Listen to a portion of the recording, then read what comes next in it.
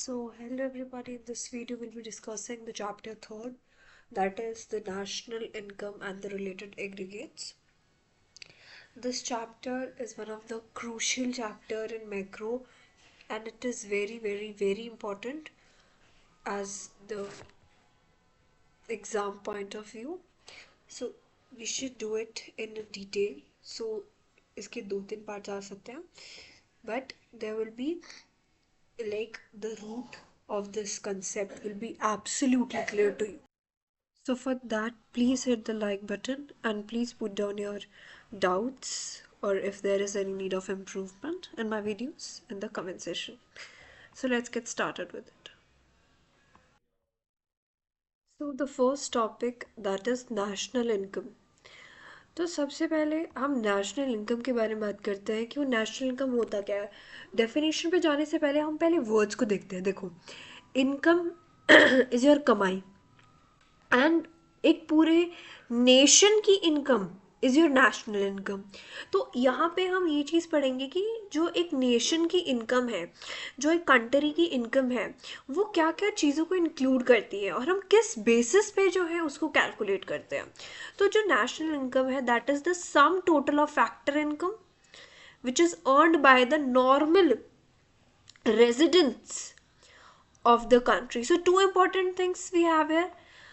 It is the sum total of factor income which is earned by the normal residents of a country. और ये तो है obviously हम time span लेंगे तो एक अकाउंटिंग ईयर में, during the period of an accounting year, and that is what a national income is termed out. So दो important points हमारे पास आते हैं, that is a factor income and a normal resident of a country. तो जो factor income है, जो total factor income है, जो नॉर्मल रेजिडेंट्स ने कमाई है कंट्री के, that is what we called a national income. अब हम ये चीज़ समझते हैं कि फैक्टर इनकम क्या होता है और एक नॉर्मल रेजिडेंट हम किसे कहते हैं. अगर हम बात करते हैं फैक्टर इनकम में, तो factor income are the payment made by the producing units to household for the use of their factor service. See, अगर पिछले चैप्टर में हम जाते हैं सेकेंड चैप्टर में, तो उसमें हमने ये कंसेप्ट पढ़ा था.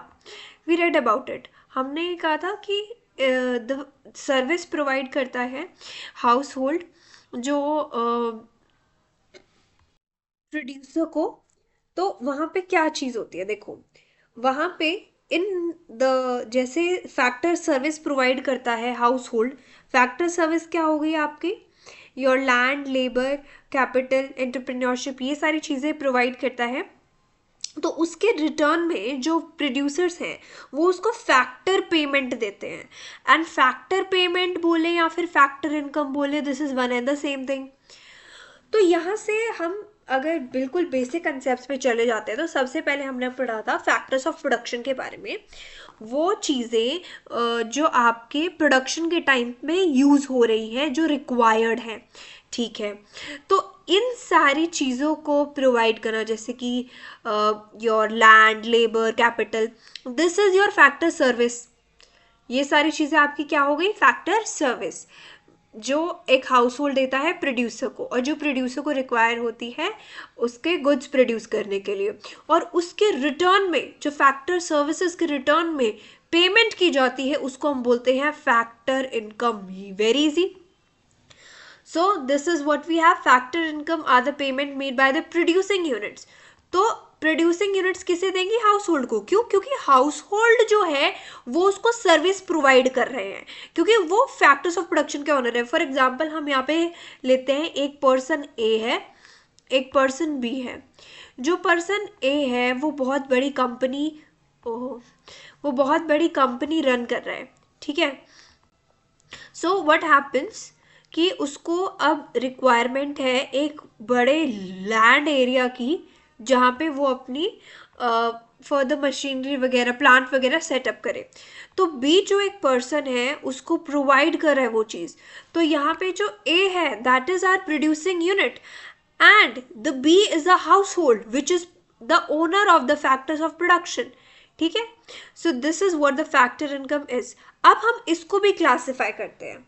तो जो फैक्टर इनकम है या जो फैक्टर पेमेंट है उसको क्लासिफाई करते हैं हम. सबसे पहला कंपनसेशन ऑफ एम्प्लॉयज, यहाँ पे कौन सा फैक्टर आपका आ रहा है, लेबर वाला। अब मैं काम कर रही हूँ एक फर्म के लिए, तो I will get paid for it. So received by the house hold for rendering their services, because अब मैं एक फर्म में काम कर रही हूँ तो वो मेरे को पे करेंगे for my work. So that is they are providing me money for my work. So that is the rent, they are paying me for rendering my services. Then second is rent. Rent is given on the use of their land by the producing unit. Then interest. अब इस वाले situation में एक और case हो सकता था कि A is a person, मतलब ही is running his firm and B से वो लोन लेता है उसकी मशीनरीज को, एक्स्ट्रा प्रोड्यूसिंग यूनिट्स को खरीदने के लिए. तो इस सेंस में वो इससे लोन ले रहा है, बी से लोन ले रहा है, कौन ले रहा है, ए ले रहा है. तो यहाँ पे उसको सॉर्ट ऑफ इंटरेस्ट पे करना पड़ेगा. That is again your factor income received by the household for the use of their capital by the producing units. Then we have profit. This is received by the household for the use of their entrepreneur skills by the producing units.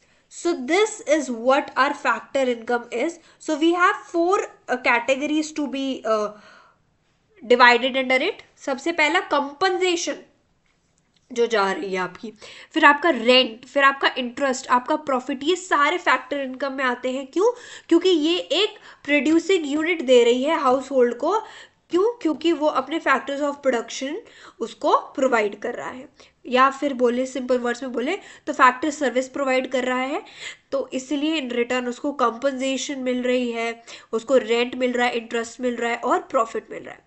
अब ये चीज़ यहाँ पे important है note करना कि factor income जो है वो हमारी ट्रांसफ़र इनकम से डिफरेंट है.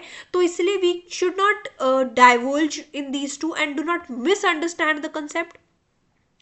तो ट्रांसफर इनकम वो इनकम होती है which are received by a person as a help, donation and charity. तो this is our transfer income.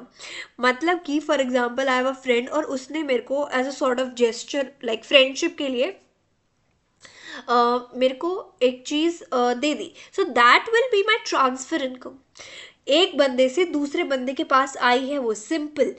वहाँ पर आपका कोई भी सर्विस रेंडर नहीं की गई है, कोई भी फैक्टर सर्विस प्रोवाइड नहीं की गई है. That is why it is a transfer income. और इसीलिए हम इसको अनअर्न्ड इनकम भी बोलते हैं, क्योंकि मैंने कोई एफर्ट नहीं डाला है उस इनकम को अर्न करने के लिए. I got it free of cost. That is why it is known as transfer income. The word transfer itself tells it about it. So these are not earned as rewards by rendering the factor service. So this will not be included in our definition in the estimates of our national income. तो सिर्फ हम factor income को include करेंगे. ऐसे तो कोई किसी को गिफ्ट दे दे. अब क्यों नहीं करेंगे, एक ये वाला पॉइंट भी डिस्कस कर लेते हैं. हम एक 100 रुपये के नोट से इस चीज़ को समझते हैं. ठीक है, तो एक पर्सन ए है, उसने अपनी फैक्टर सर्विस रेंडर करके प्रोवाइड की है मेरे को वो चीज़, तो इसलिए that is the factor income. अब उसमें से 50 रुपीज़ जो है वो मेरे को प्रोवाइड कर देता है as a sort of charity. तो यहाँ पे this is free of cost for me and this is not which I earned by giving a factor service. That is why I won't be including it in your factor income part. That is why it has a different terminology, that is your transfer income. So the national income is the sum total of factor income, and transfer incomes are not included in the estimate of national income as these are not earned as a reward of renting. Again same point we are reading. Then we have about normal residence. The first point we discussed, हमारे दो crucial factors थे national income में. The first one was कि ये sum total है factor income का, और ये जो factor income है these are earned by the normal residents of a country. अब यहाँ पे बहुत ही पॉइंट से ये बिलीव किया जाता है कि नॉर्मल रेजिडेंस मतलब कि जो एक कंट्री में रह रहे हैं, that is a normal residence. But there are two types of person who could be said as a normal resident. The first one is जो ऑर्डिनरली रिसाइड कर रहा है, मतलब जो रह रहा है एक कंट्री के अंदर, that is what your normal resident, as well as जिसका इकोनॉमिक इंटरेस्ट जो है उस कंट्री में लाई करता है, that is also normal resident. अब इकोनॉमिक इंटरेस्ट लाई करता है कंट्री में, मतलब कि वो जो इकोनॉमिक एक्टिविटीज हो रही हैं कंट्री में, वो चीज कैरी आउट करता है. And that is what will be discussing about a normal residents of India and a non residents of India, that is also to be known as NRIs. ठीक है. अच्छा, यहाँ पे हम इसी टेबल को स्टडी कर लेते हैं. So the first point is Indians working in foreign embassy in India. That is the normal resident of India. Foreigner working in Indian embassy in Canada and Japan. That is what the difference lies. ठीक है. अब अच्छा एक चीज और, यहाँ पे don't get confused with the ordinary resident and a normal resident. Okay. So what is ordinary resident? A person presiding in a country for a 1 year of a time span. Yeah, we are talking about 1 year time span. This person may or may not be the citizens of that country. This is very important. यहाँ पे citizenship होना is not a mandatory requirement, but यहाँ पे एक साल से या उससे ज़्यादा के लिए रिसाइड करें, that is your ordinary citizen. और ये चीज़ इंपॉर्टेंट है नोट करना कि we will count our normal resident in our national income, not the non resident of India. अब क्या डिफरेंस बनाते हैं हम देखते हैं. वो Indians working in foreign embassy in India, तो यहाँ पे अगर वो फॉरेन एम्बेसीज में काम कर रहे हैं जो इंडिया में है, again they are the normal resident. Then foreigners working in Indian embassies that are in your Canada and Japan. Then Indians employed in World Health Organization जो इंडिया में लोकेटेड है, और whereas the World Health Organization जो foreigners काम कर रहे हैं जो इंडिया में लोकेटेड है. See the difference here. First point तो ये हो गया कि जो काम कर रहा है इंडिया के अंदर दूसरी कंट्री फॉरेन एम्बेसीज में, और जो दूसरी कंट्री में काम कर रहा है इंडिया की एम्बेसी के लिए. ठीक है. जो इंडियन एम्प्लॉयड है WHO में जो इंडिया में लोकेटेड है, और जो फॉरेनर काम कर रहा है WHO में जो इंडिया में लोकेटेड है, again there is a difference. क्योंकि अब क्या क्या डिफरेंस आ रहा है, क्योंकि एक फॉरेनर अगर वहाँ काम कर रहा है तो उसका economic interest, centre of interest कहाँ लाया करेगा, अपनी कंट्री में. फॉर एग्जांपल उसके पेरेंट्स हैं तो वो वहाँ पे पैसे भेजेगा ना, वो इंडिया में थोड़ी अपना पैसे बचा के रखेगा, या फिर उसका इकोनॉमिक इंटरेस्ट उसकी कंट्री में लाया करेगा. That is why we are saying it.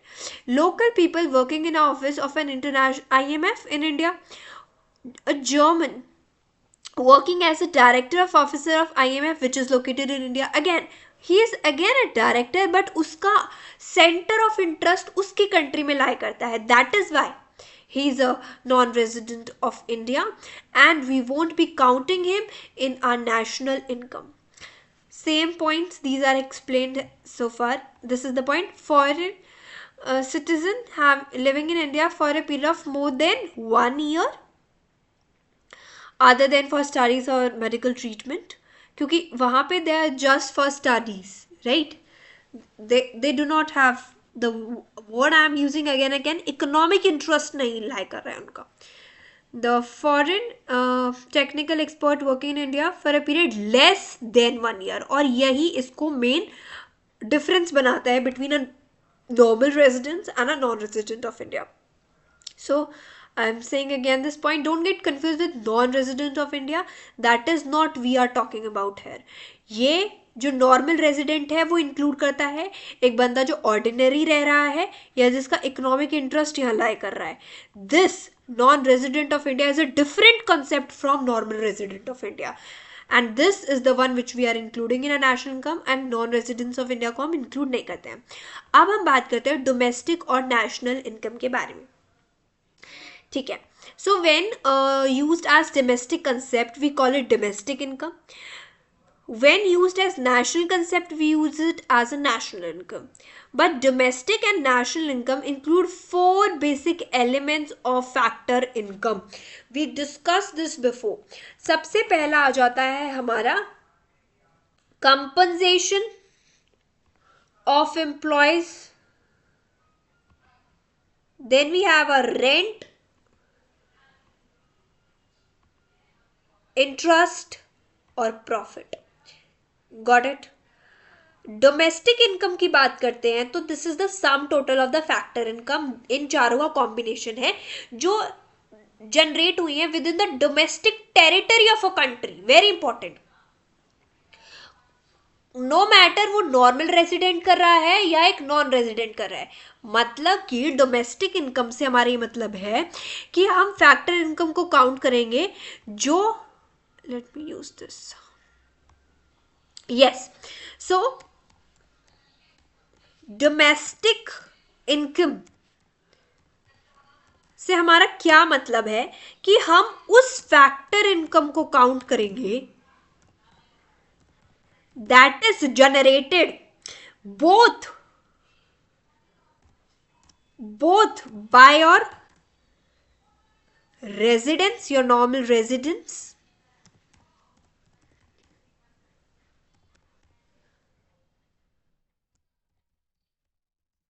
and your non-resident.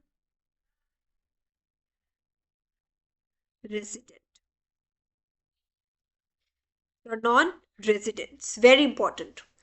Why so? अब ऐसा क्यों है भैया? बिकॉज यहां पे जो हमारा पॉइंट हम ये कह रहे हैं कि ये हमारी कंट्री है, इसके अंदर चाहे कोई विदेशी है, स्वदेशी है, यहां पे जो भी कोई इनकम जनरेट कर रहा है ना वो हम डोमेस्टिक में इंक्लूड करेंगे. That is simple concept. National income में ऐसा नहीं है. It is the sum total of the factor income earned by the normal residents of a country. हालांकि ये डोमेस्टिक हो या फिर आउटसाइड आवर कंट्री हो. Very important. यहां पे जो ये नॉन रेजिडेंस वाला फैक्टर है ये कट जाता है और यहां पे नॉर्मल रेजिडेंस में दोनों कैटेगरीज हमारी आ जाती हैं कि एक तो जो इंडिया में रह रहा है, एक जो फॉरेन में रह रहा है लेकिन उसका इकोनॉमिक इंटरेस्ट इंडिया में है. ठीक है, this is very important. Star mark कर लीजिए. और यहाँ पे हमारे ऐसे ही फॉर्मूले जनरेट होते हैं.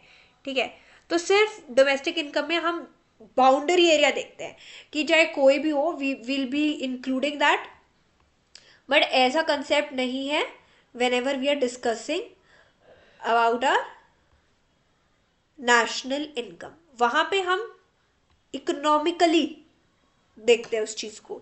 ठीक है, हम ये देखते हैं कि नॉर्मल रेजिडेंस होने चाहिए हमारी कंट्री में या बाहर हो, वी डोंट मैटर. अब यहाँ पे क्वेश्चन अराइज होता है, हम जब से बोल रहे हैं एक कंट्री की बाउंड्री के अंदर, एक कंट्री की बाउंड्री के अंदर. So what is basically a domestic territory of a country is. So here we go. This is again a very important point to be noted down. इसमें कंफ्यूज होते हैं बच्चे. ठीक है, तो let's discuss this domestic territory of a country. अब जैसे पहले मैंने यहाँ पे आपको ये चीज समझाई कि देखो भाई ये कंट्री हो गई है, इसके अंदर जो भी लोग हैं that is what is included in your domestic territory. ये लेमैन्स टर्म में है. लेकिन अगर हम इकोनॉमिकली उस चीज के बारे में बात करते हैं, सो this is not what is a domestic territory is. तो अब हम समझते हैं इस चीज को. अब इकोनॉमिक टेरिटरी क्या होता है? Is a geographical territory administered by the government within which person, goods and capital circulate freely. Do we have this freedom of circulation in the embassies of foreign countries which are located in India? No, we don't.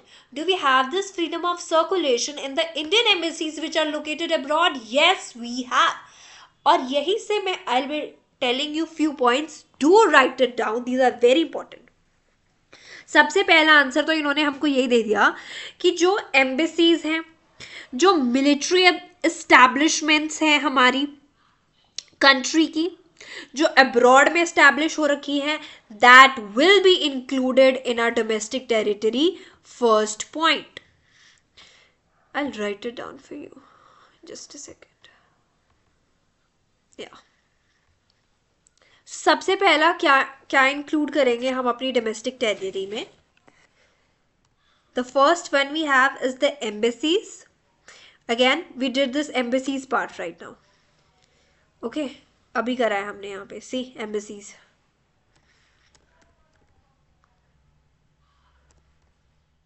Embassies सारा capital हो गया, कोई नहीं. हमारी embassies आ जाएंगी, हमारे MILITRY,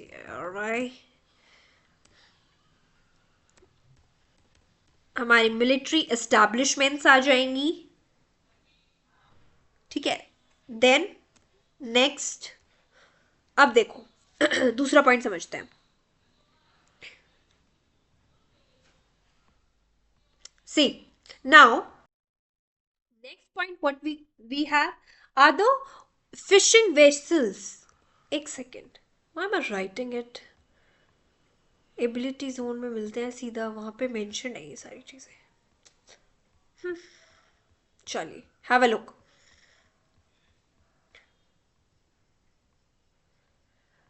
this is very important, इसलिए हम डिस्कस कर रहे हैं, नहीं तो एबिलिटी जोन हार्डली हम डिस्कस करते हैं. नहीं करते हैं हम, ऐसी बात नहीं है. We did it. ओके, कहाँ गया? Where are you my ability zone?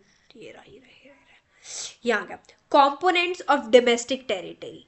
देखो अब यहाँ से हम डिटेल में स्टडी आउट करते हैं कि क्या क्या हम डोमेस्टिक टेरिटरी के अंदर इंक्लूड करेंगे. सबसे पहले territory lying with the political frontiers including territorial waters. We have this notion of nautical miles, जहाँ पे हम बाउंड्री, अब देखो ये तो हो गया हमारा लैंड एरिया. लैंड एरिया के बाद we have water area, territorial water, जहाँ पे हम अगेन इस चीज़ का मेंशन करते हैं. अभी रिसेंटली एक मूवी आई जिगरा, वहाँ पे वी हैव दिस पॉइंट कि यहाँ इतना जो वाटर एरिया है that is included in the country. तो व्हाट्स आलिया सेज कि once we are crossed with the हंशिदो बॉर्डर, तो हम मलेशियन वाटर्स में चले जाएंगे. तो वहाँ पे there will won't be the control of that government, है ना. तो वही सेम कंसेप्ट है कि लैंड मास के साथ साथ आपका वाटर का भी एरिया जो है वो भी डिफाइन होता है. So that is what to be included in your domestic territory as well. फिर उसके बाद ship, aircrafts that are operated by the residents of your country, जो आपकी कंट्री के रेजिडेंट्स चला रहे हैं. क्यों? क्योंकि उन शिप्स और एयरक्राफ्ट में आपको क्या मिलेगा? The freedom of circulation. और वही एक डोमेस्टिक टेरिटरी की डेफिनेशन है कि हमारी कैपिटल, हमारे गुड्स जो हैं वो they enjoy the freedom of circulation. ठीक है, and that is what is done in the ship and aircraft which is operated by the residents of a country. जैसे कि Indian ships moving between Japan and Korea regularly, or passenger planes operated by Air India between England and Canada are the part of the domestic territory of India. Then we have the fishing vessels, oil and natural gas, rigs and floating platforms which are again operated by your residents. These all fishing vessels, your floating platforms, these all to be included as the one in your domestic territory. क्यों? क्योंकि आपके residents उनको जो है operate कर रहे हैं in the international waters or engage in extraction the areas in which the countries have the exclusive right of exploitation. जैसे कि fishing boats operated by Indian fishermen in the international waters of Indian Ocean are the part of the domestic territory. फिर embassies, consultants, military establishments of a country located abroad, these again to be included in your domestic territory. So it may be noted in the context of domestic territory do not refer to the area of ownership beyond political frontier of a nation. It only refer to an area of operation where a person, a good, a capital circulate freely to serve our economic interests. Thus, factor income generated with the domestic territory of a nation amounts to be domestic income. Got it? And that this is what we did. कौन सा हमारे domestic territory में factors include होंगे. Very important, बहुत ही basic है और इस पे क्वेश्चन भी आ जाता है 1 मार्कर 2 मार्कर कि will it be included in our domestic income और not. Okay, now we have again the important concept कि हम कन्वर्ट कैसे करेंगे डोमेस्टिक इनकम को फैक्टर इनकम में। तो domestic income is the sum total of the factor income जो generate हो रही है within the domestic boundary, where are we, within the domestic territory of a country during the period of accounting year.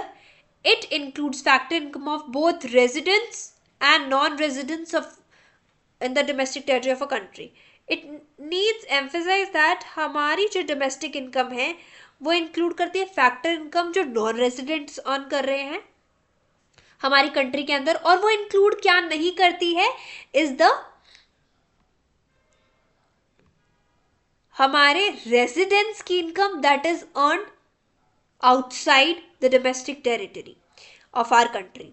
तो इसीलिए domestic income becomes national income provided. अब ये दो factors हैं, देखो भाई बहुत आसान आसान क्या है, हम इसको हाईलाइट कर देते हैं। क्या इंक्लूड करता है ये, जो फैक्टर इनकम अर्न की जा रही है by the non residents with in the domestic territory, और दूसरा ये इंक्लूड नहीं करता है हमारे रेजिडेंट्स की इनकम जो दूसरी कंट्रीज में वो अर्न कर रहे हैं। तो what is the simple funda to convert it into a national income? बस कुछ वर्ड्स का ही फर्क है, and let us solve it. कब इंक्लूड हो जाएगी वो तब इंक्लूड हो जाएगी when our domestic income does not include हो जाएगा यहाँ पे, जब हमारी डोमेस्टिक इनकम इंक्लूड नहीं करेगी फैक्टर इनकम को, और it does include the factor income which is earned by our residents from the territory of India. So अगर हम एक्सक्लूड कर देते हैं हमारी डोमेस्टिक इनकम में से, मतलब अगर हम हटा देते हैं हमारी इनकम में से जो चीज अर्न करी जा रही है by the residents, non-residents within our territory, और जब हम ऐड कर देते हैं फैक्टर इनकम जो हमारे रेजिडेंट्स अर्न करें दूसरी कंट्रीज में, बाय दिस वे हम उसको एक नेशनल इनकम में कन्वर्ट कर देते हैं। Very easy, and this is the conversion of domestic income into national income. तो डोमेस्टिक इनकम में हम क्या ऐड कर रहे हैं, net factor income from abroad. So we added this point, we got national income. Here net factor income क्या है? अब नेट फैक्टर इनकम वो इनकम है where we are subtracting the income which is earned by the non-residents in our domestic territory. Very important to be done. So for converting national income, अब अच्छा उल्टा भी हो सकता है। अभी ये तो हमारा फर्स्ट होगा, अब मैथ्स लगानी है simple, plus minus equation is equal to के उस साइड चली जाएगी तो क्या हो जाएगा, वही लगाना है, सिंपल फंडा है, ठीक है। तो ये हो जाएगा भैया national income minus net factor income. तो ये वर्ड दिमाग में बिठा लो कि net factor income from abroad का मतलब क्या है। Net factor income from abroad का मतलब ये है कि जो हमारे लोग कमा रहे हैं दूसरे देश में, माइनस जो यहां से पैसा जा रहा है by the non resident, that is the net factor income from abroad. अब डोमेस्टिक इनकम और domestic product are identical concepts. अब इस बारे में समझते हैं। जैसे हमने इनकम का फंडा डिस्कस किया वैसे ही प्रोडक्ट का फंडा होता है, because all production is ultimately converted into your factor income। जो जो चीजें प्रोड्यूस हो रही हैं वो आपकी फैक्टर इनकम में कन्वर्ट होती हैं। Firms produce goods by hiring purchasing factors of production. अब ये चीज हम ऑलरेडी पिछले चैप्टर में डिस्कस कर चुके हैं कि बेसिकली इन राउंड्स में क्या होता है कि आपका जो इनकम है वो एक हाथ से दूसरे हाथ जाती रहती है, फ्लो सेम रहता है, वो हमने सेकंड चैप्टर में डिस्कस किया था, वही वाला पॉइंट है यहाँ पे, ठीक है। सो हाउस आर पेड, ये सारी चीजें, और फिर रिटर्न होता रहता है इस चीज का. सो दैट इज व्हाट इनकम और प्रोडक्ट का कंसेप्ट सेम है. तो यहाँ से हमने ये चीज कंक्लूड करी है कि अगर हम domestic income, net factor income from abroad add करते हैं डोमेस्टिक इनकम में, तो हमें नेशनल इनकम करती है. Same way we can do this for a product as well. अब यहाँ पे the thing that you have to note is not the points but this symbols, how we are addressing the two. ठीक है. So domestic income, NDP, national income, NNP. FCFC depicts your factor cost. Although we'll be discussing these points ahead, confuse होने की जरूरत नहीं है, क्योंकि N आपका depict कर रहा है नेट, हमारा ग्रॉस भी आता है. तो ग्रॉस और नेट आपके दो फैक्टर हो जाएंगे, और वही हमारा नेक्स्ट टॉपिक है जो हम डिस्कस करेंगे इन चीजों के बारे में. तो प्रोडक्ट इनकम हमने समझा कि इनकम का जो फंडा चल रहा है ना, वही प्रोडक्ट का फंडा चल रहा है. ठीक है. और इन्हें हम एग्रीगेट ऑफ डोमेस्टिक इनकम बोलते हैं. अच्छा, वो हम बाद में देखते हैं, पहले हम इसको देखते हैं ग्रॉस और नेट वाले को. अब GDP, that is your gross domestic product, minus depreciation is equal to NDP, और net domestic product NDP plus depreciation is equal to your GDP. क्या कह रही हैं, कुछ भी समझ नहीं आ रहा है. उसके लिए हमें नेट और ग्रॉस और डेप्रिसिएशन का फंडा समझना पड़ेगा. Depreciation we already did in our previous chapter. अब कहोगे सब कुछ प्रीवियस चैप्टर में कर रखा है. If you didn't watch the video of second chapter, do watch it, because in that video itself I have said this point कि link होएगा चैप्टर. हम एक भी चैप्टर स्किप करके जंप आउट नहीं कर सकते हैं अगले चैप्टर पे. क्यों? क्योंकि बेसिक कंसेप्ट पिछले चैप्टर में फॉर्म होंगे जो अगले चैप्टर में हमारा काम आएगा. That is why it's very important to study your chapters, each and every chapters, and do not skip any of it. So do watch it, playlist में आपको मिल जाएगा, although I'll add in this video also. ठीक है. Depreciation क्या होता है? Consumption of a fix good cause the difference between the two. So basically अगर हम फंडा समझते हैं ग्रॉस और नेट का, तो बेसिकली ऐसे बोलते हैं ना, माई gross income is this, but people से टेल योर नेट इनकम. क्यों? क्योंकि ग्रॉस इनकम जो होती है वो आपकी टोटल अर्निंग शोज करती है, where as your net income shows your actual earning. Total earning और एक्चुअल अर्निंग में डिफरेंस होता है. क्या डिफरेंस होता है? I say my gross income is 2 lakh per month, but people ask me what is your net income. My net income is just 10,000. So that is what actually I am earning. ठीक है. Total earning की बात नहीं हो रही है, हमारे actual earning की जब बात हो रही है तो हम नेट की बात करते हैं, और जब हमारी टोटल अर्निंग्स की बात हो रही है तो हम ग्रॉस की बात करते हैं. इसीलिए हमारा डेप्रिसिएशन का फंडा आ जाता है. डेप्रिसिएशन क्या है? अब देखो, डेप्रिसिएशन वो होता है जिसमें बेसिकली एक फिक्स्ड एसेट जैसे हम यूज कर रहे हैं, तो उनकी वैल्यू में गिरावट होना किस रीजंस की वजह से हो रखी है? That is your normal wear tear, accidental damage, ये सारे रीजंस की वजह से होती है. और पिछले चैप्टर में we did the concept of your gross investment and your net investment also.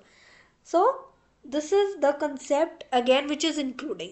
वहां पे इन्वेस्टमेंट की बात चल रही थी, अब यहाँ पे हमारा डोमेस्टिक प्रोडक्ट वाला फंडा आ गया.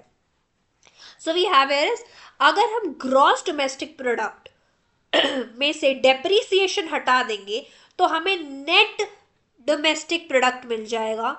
सेम वे जब हम ग्रॉस नेशनल प्रोडक्ट में से डेप्रिसिएशन हटा देंगे तो हमें नेट नेशनल प्रोडक्ट मिल जाएगा.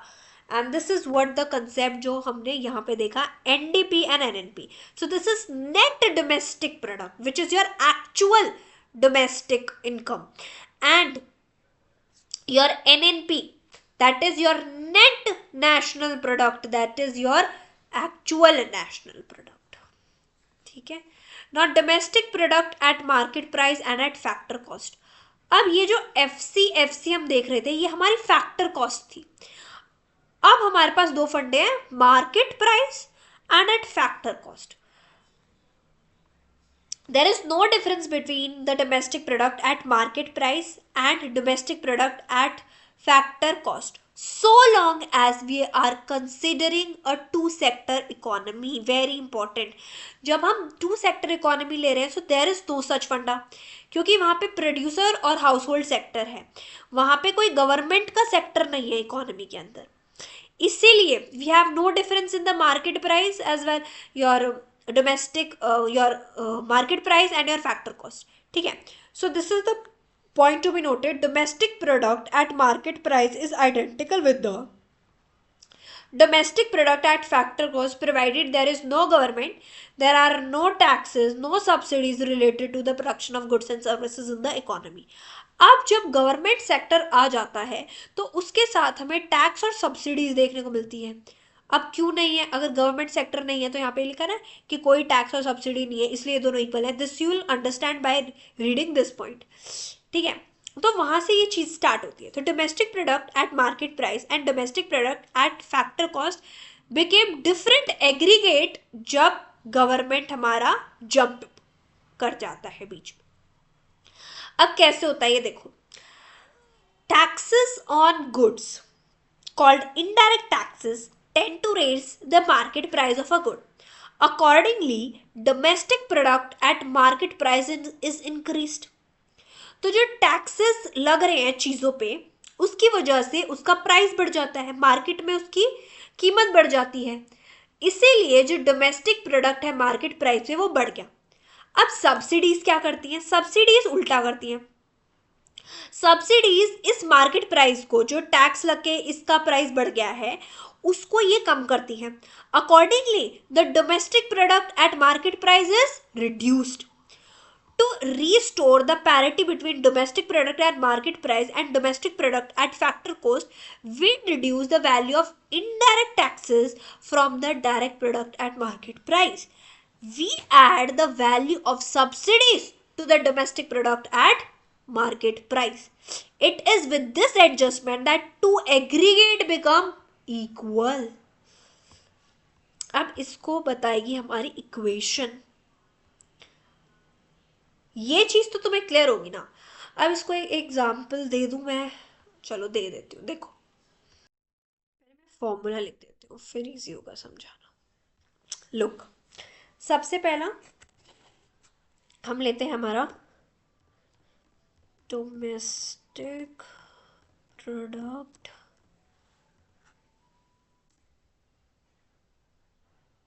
चलो ये छोड़ो, डोमेस्टिक प्रोडक्ट मार्केट प्राइस लेते हैं। Price that is equal to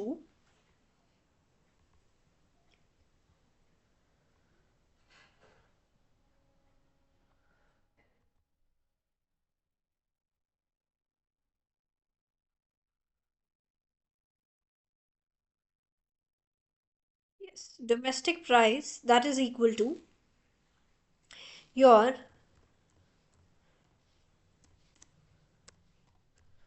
factor cost plus NIT। NIT क्या है?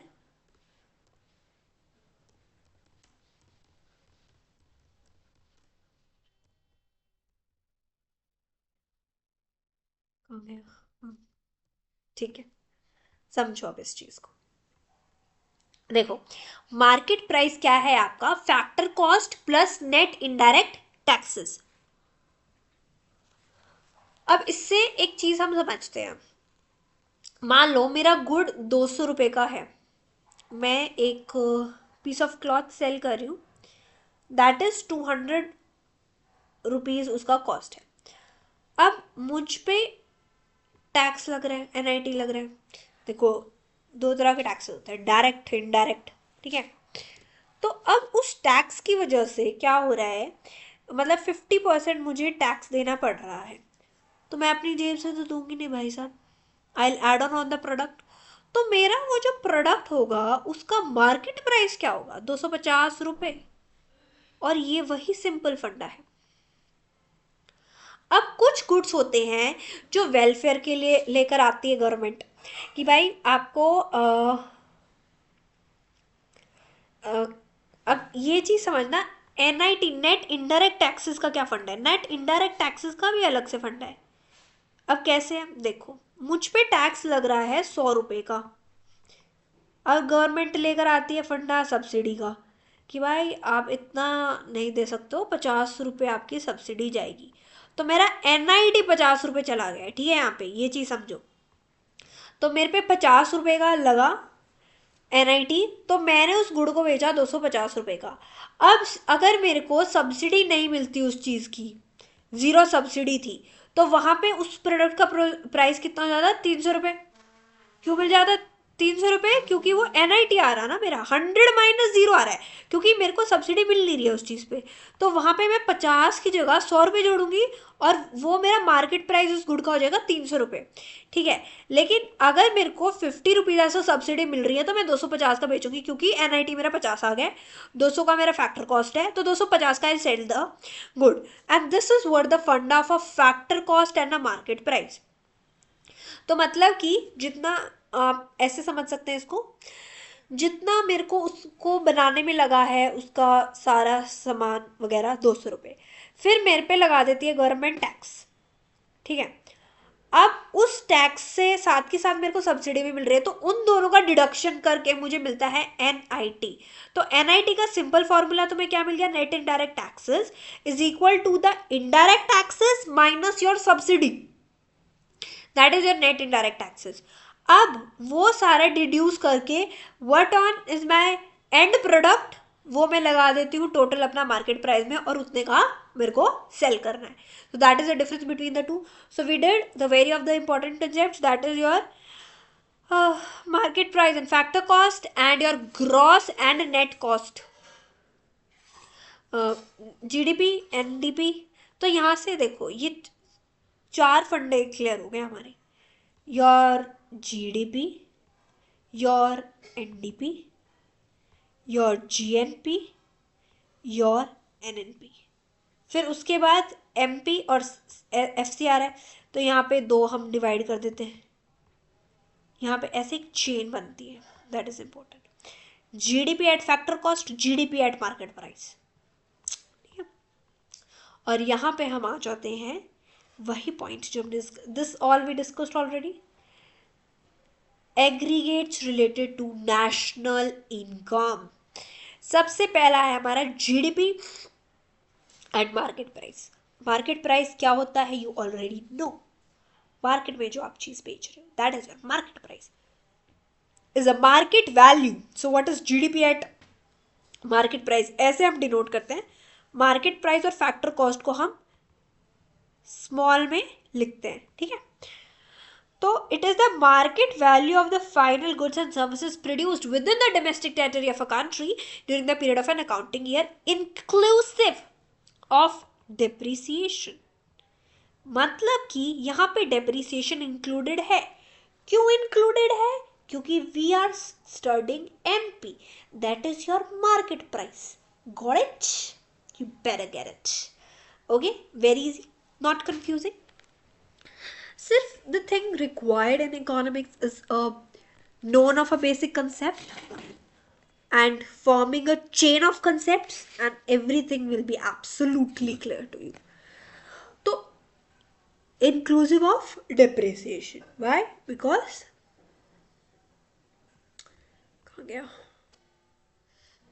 why, because of जीडीपी फंडा, ठीक है। Then we have net domestic product.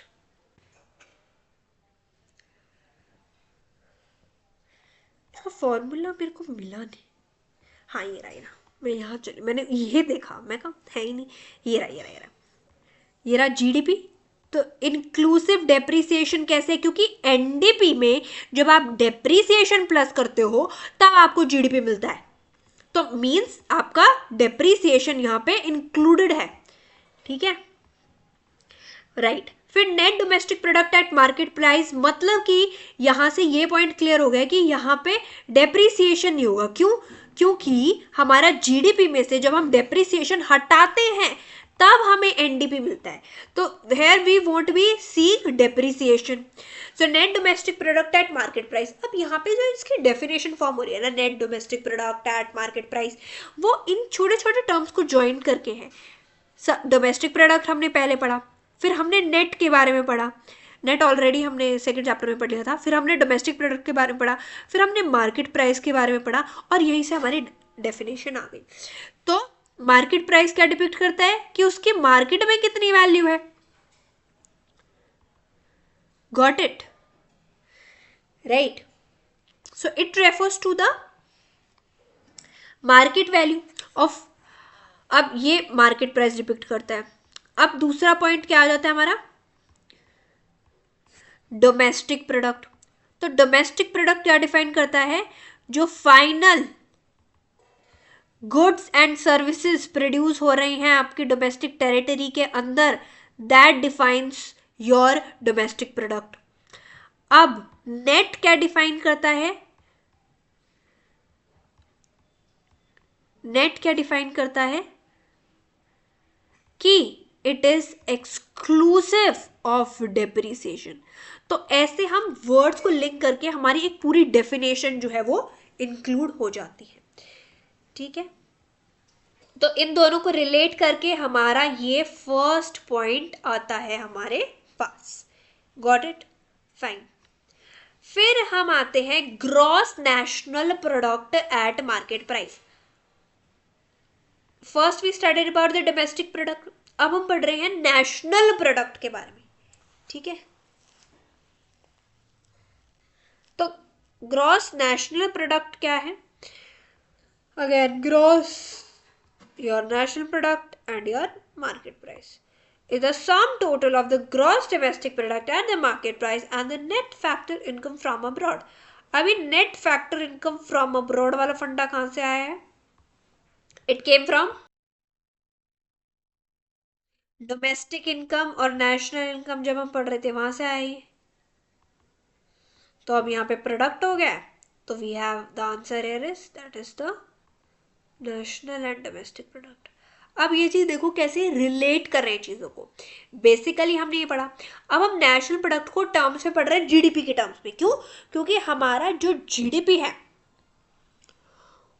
उसके अंदर अगर हम net factor income from abroad जोड़ देते हैं, क्यों, क्योंकि जो हमने कमाया है दूसरी कंट्री में माइनस जो बाहर वाले ले गए हमारी कंट्री से कमाकर, that is what your net factor from abroad is. तो डोमेस्टिक टेरिटरी में जब हम नेट फैक्टर फ्रॉम इनकम को जोड़ देते हैं तो हमें नेट नेशनल या फिर ग्रॉस नेशनल इनकम मिलती है।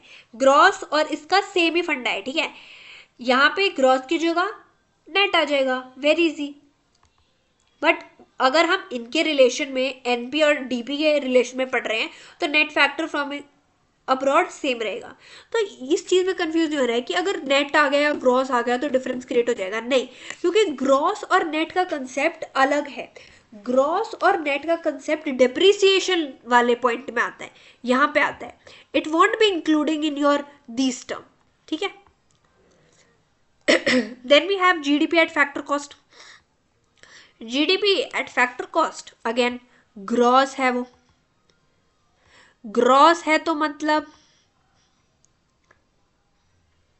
डेप्रिसिएशन आएगा। क्यों, क्योंकि net plus depreciation is equal to gross. Net investment में जब हम डेप्रिसिएशन जोड़ देते हैं तो हमें नेट इन्वेस्टमेंट में जब हम डेप्रिसिएशन जोड़ देते हैं तब हमें मिलता है ग्रॉस इन्वेस्टमेंट। ठीक है, तो ग्रॉस इन्वेस्टमेंट में आपका टोटल वैल्यू आता है, टोटल वैल्यू में आपका डेप्रिसिएशन भी आता है, नेट में आपकी एक्चुअल इनकम आती है, एक्चुअल अर्निंग आती है, इसलिए आप डेप्रिसिएशन हटा देते हैं। तो this is GDP at factor cost. NDP at factor cost में ये चारों फैक्टर तो मिलेंगे, compensation of employer, rent, interest, profit, but you won't be getting depreciation. Why, we already know. So ये सिंपल है। इसको क्या हम ऐसे लिख सकते हैं, GDP at factor cost is equal to NDP at factor cost,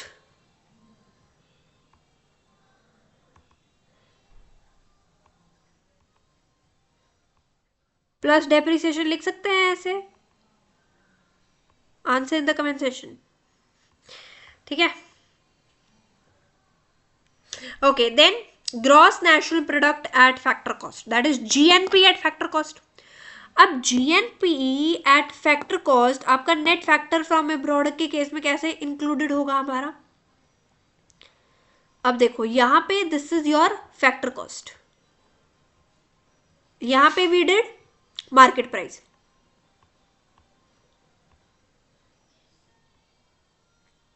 अच्छा प्लस यहां पे हमारा नेट था, नहीं ग्रॉस भी था, ये रहा ग्रॉस, सेम चीजें रही, नेट फैक्टर फ्रॉम अब्रॉड, क्यों? क्योंकि एनपी और डीपी का कंसेप्ट चलेगा। तो आपको ये चीज देखनी है कि नेट फैक्टर फ्रॉम इनकम या डेप्रिसिएशन या फिर और कौन सा फंडा है तुम्हारा एनआईटी, वो किस कंटेक्स्ट में बात कर रहा है, कहां से कहां का कन्वर्जन कर रहा है, ठीक है। तो इसलिए ये चीज कंफ्यूजिंग नहीं लगेगी। नेट फैक्टर फ्रॉम अब्रॉड दे दिया, अब उसको एड ऑन करना है तो जीडीपी एनपी देख लो, फैक्टर कॉस्ट मार्केट प्राइस वाला फंडा आ गया, तो क्या क्या चेंजेस आएंगे, क्या क्या चेंजेस आएंगे बोलो? अच्छा sorry, this is not a live class, sorry YouTube के लिए बना रहे, तो ओके। तो क्या आएगा चेंजेस इसमें? आपका एनआईटी, ठीक है। और ऐसे इन छोटी छोटी टर्मिनोलॉजीज को लिंक कर कर हम बड़े बड़े फॉर्मूला कन्वर्जन करते हैं। अब यहां पे ये सेम आपको दे रखा है, this chart is very very very important, कहाँ गया चार्ट, ये रहा, this chart is very very very important, इसमें ये पूरा लिंक करके बताया हुआ है और it is Indeed very important. इसके लिए you should form a chart, क्योंकि वहां से रिपीटेशन होगा, फिर चीजें समझ में आएंगी, ठीक है। नॉमिनल एंड रियल जीडीपी, और उसके बाद हमारा टॉपिक है conversion of nominal and real GDP, that will be doing GDP and welfare in the next video, हालांकि थोड़ा सा ही रह गया। इन द नेक्स्ट वीडियो हम सारे फॉर्मूलाज फिर से डिस्कस करेंगे और ये वाला चार्ट भी डिस्कस करेंगे। This is again a very important chart. आज की वीडियो में जो हमने किया, हमने बेसिकली सिंपली इन चीज़ों को समझने की कोशिश करी। I give you a chart which will help you to understand this concept very clearly. हालांकि समझ तो ये आ ही गया है, बस इसका implication is required. So that's it for today. In the next video, we'll be starting with the next topic. Thank you.